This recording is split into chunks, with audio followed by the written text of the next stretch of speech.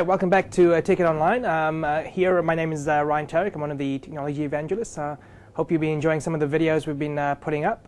So we've got Daniel Ballinger here, one of the user group leaders from Nelson. We just thought we'd profile some of the guys that are all over the country so you can actually recognize the faces that you're going to be meeting at your local spot. So Daniel, give me a bit of a brief about what you do and who you are.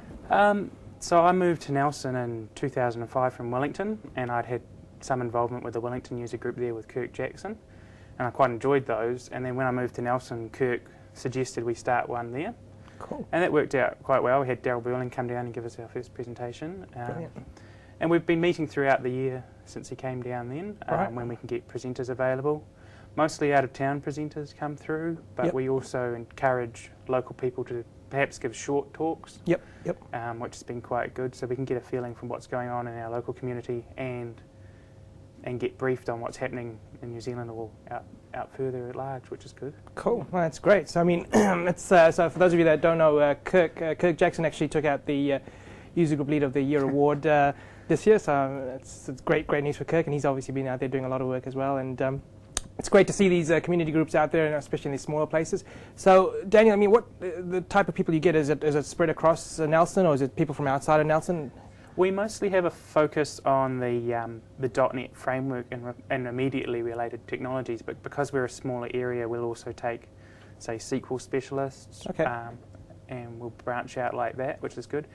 We mostly get people from the immediate Nelson, Tasman region, but we have had people come over from Marlborough when the topic interests them, so they've driven away, which is good. It works quite cool. All right. So, I mean, I guess for speakers, I mean, I'm sure that how do you sort of get speakers coming into your event? We're quite fortunate that the MS communities organise speakers for us, and we have people volunteer. Occasionally, especially with Nelson, we'll have people say, "I'm on holiday, and I'd like to practice my presentation." In some ways, it's quite good because we're a smaller group. It's not daunting for new presenters. You can talk to a small room of 12 people rather than a room of 200 people. Cool.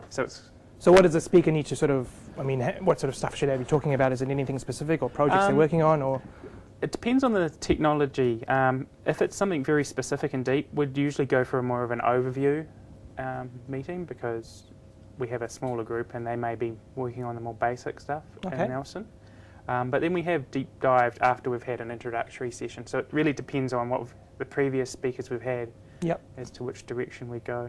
Cool, that's great. So I mean, for those of you that are in Nelson or visiting Nelson, if you have an opportunity to visit Daniel's user group, I definitely encourage you to do that. So I think you post all your events up to a central location? Yes, we host them via the MS community site with everyone else, so it should appear in the joint calendar. That's brilliant. Okay, so for those of you, check out mscommunities.net.nz and you'll find all the information on Daniel's events, and hopefully you'll catch up with him when he's back in Nelson. So thanks for listening, and thanks, Daniel. Yeah, thank you.